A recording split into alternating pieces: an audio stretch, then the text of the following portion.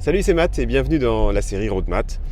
On fait un petit bout de chemin ensemble. Je profite là qu'il y a un petit bouchon, un petit ralentissement pour vous inviter à bord. Et aujourd'hui, on va parler de Tristan Harris qui est philosophe produit chez Google. Je savais même pas que ça pouvait exister, ça. Donc moi qui suis dans le produit, dans le marketing, c'est bien. Philosophe produit chez Google. Et on va parler aussi de ces applications qui sont là pour vous faire perdre du temps, en fait. Plutôt qui se nourrissent de votre capacité à perdre du temps. Qui gagnent leur vie par le temps que vous y passez en fait. Alors c'est Tristan Harris, donc ce fameux philosophe produit chez Google, qui parlait de ça dans un article que j'ai lu dans l'avion, je crois. Et en fait, il expliquait qu'il y a pas mal d'applications comme Facebook, comme YouTube et d'autres qui en fait vivent du temps que vous allez y passer. C'est-à-dire, elles ont tout intérêt à ce que vous restiez dans l'application le plus longtemps possible, à ce que vous consultiez le plus de contenu possible, puisqu'ils vont se rémunérer sur la pub qu'ils vont pouvoir passer. Ils vont se rémunérer sur le temps en fait que vous allez y passer, la fréquence de fois où vous allez y aller, etc. Et ça induit en fait, du coup dans la conception même de l'application, ça induit toute une non-ergonomie ou une contre-ergonomie qui est faite pour que vous passiez le plus de temps possible. C'est-à-dire par exemple quand vous consultez un contenu sur YouTube, vous allez avoir plein de sollicitations pour en voir d'autres à côté. Alors ça peut servir de temps en temps pour découvrir des nouvelles choses, mais l'ennui c'est aussi que ça vous déconnecte aussi de ce que vous êtes en train de faire, donc ça vous empêche un peu de réfléchir, de prendre le temps de prendre des notes ou tout ça, et ça clignote en fait un peu de partout pour vous faire aller sur autre chose et vous faire continuer vidéo en vidéo. Et pareil pour Facebook, contenu en contenu. Quand vous cherchez une information sur Facebook, vous vous rendez souvent compte que pour aller à cette information, on vous oblige de repasser par un fil où vous allez de nouveau devoir scroller, devoir scroller tout le fil d'actualité, voir des suggestions, etc., etc. Et tout ça, en fait, c'est fait pour que vous passiez le plus de temps possible dans ces applications. Alors, ce que disait ce fameux Tristan Harris, donc celui, il est contre ça et il cherchait, il fait partie d'un mouvement qui s'appelle Time Well Spent, donc le temps bien dépensé. Et lui, tout son combat maintenant, aujourd'hui, il a démissionné de chez Google, mais tout son combat, c'est d'aider les gens à comprendre et de faire mouvement aussi, de faire pression pour que les gens qui fabriquent des appareils, comme Apple, comme tous les appareils Android, donc tous les gens qui fabriquent ces systèmes-là, fabriquent des systèmes qui soient vraiment au service des gens qui les utilisent et pas qui soient là pour leur faire perdre leur temps, parce que l'idée c'est que la technologie nous serve et pas qu'on en soit nous asservis. Et surtout qu'on ne soit pas asservi à des applications qui sont là juste pour nous faire perdre du temps. Et du coup, il explique, il donne quelques conseils et j'ai trouvé ça sympa. Puis en plus, moi, c'est vraiment ce que j'ai appliqué, j'avais déjà appliqué, mais je voulais vous en faire un peu partager. La première chose, c'est de désactiver absolument toutes les notifications. Vos téléphones permettent toutes de désactiver les notifications. Vous pouvez absolument tout désactiver, sauf éventuellement des notifications de véritables personnes qui ont vraiment besoin de vous contacter. Ça veut dire par exemple désactiver tous les mails, désactiver toutes les notifications qui sont liées à des nouveaux statuts Facebook ou nouveaux commentaires sur je ne sais quoi. Tout ça, ça ne devrait jamais vous interrompre, couper votre concentration.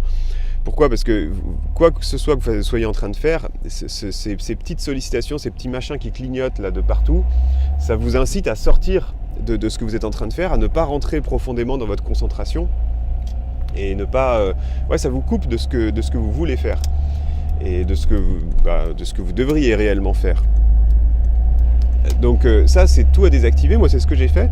J'ai absolument tout désactivé, mais ça fait des années déjà.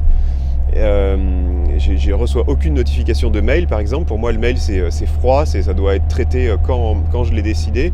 2 à 3 fois par jour au grand maximum, mais certainement pas au fil de l'eau. Et par contre, moi je suis allé beaucoup plus loin, j'ai même désactivé toutes mes sonneries de téléphone. C'est-à-dire que mon téléphone ne peut pas sonner, à part certaines personnes duquel j'accepte qu'on me dérange.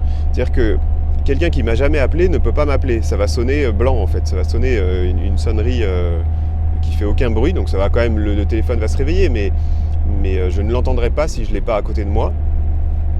Et par contre, si ma femme m'appelle, si mon patron m'appelle, si un client important m'appelle, là je le saurai, parce que j'attribue des sonneries que aux gens qui ont le droit que je considère comme ayant le droit de me déranger à n'importe quel moment, quoi que je fasse.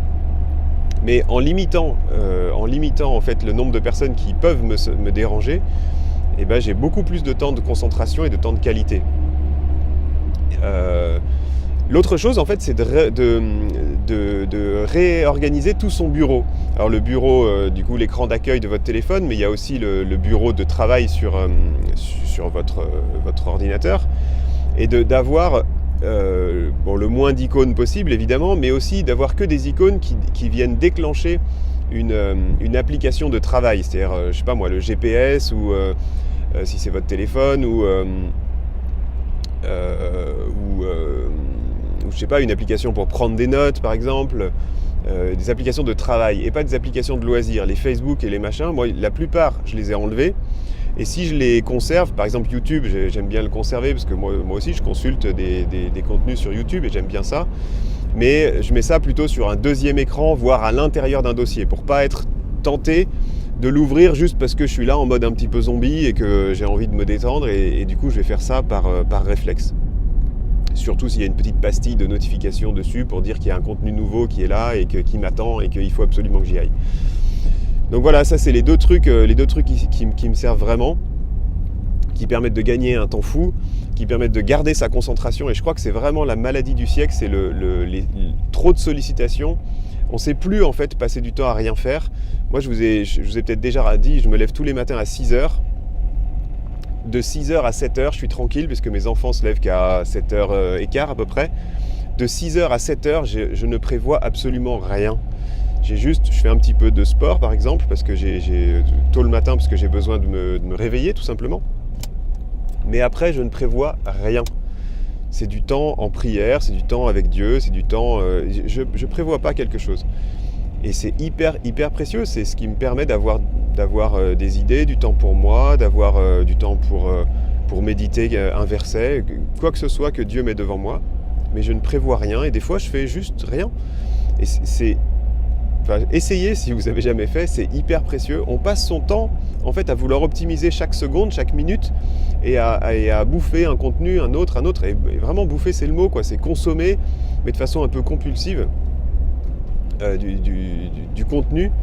Et c'est vraiment dommage parce qu'on n'a pas le temps de processer l'information, je ne sais pas comment dire, d'intégrer, de mettre en pratique aussi. Et on sort en fait de la vraie vie, on sort du contact avec les gens, du contact avec Dieu, et on se réfugie dans plein de contenus, plein de choses. Finalement, on critiquait pas mal la télé avant en disant on passe trop de temps devant la télé, mais aujourd'hui on a un écran à portée de main dans notre poche 24 heures sur 24. Et ça, c'est aussi un gros danger si vous apprenez pas à le gérer. Voilà, j'espère que ça vous inspire et que vous allez trouver des bonnes idées pour réduire les sollicitations, pour vous concentrer sur ce qui est vraiment important.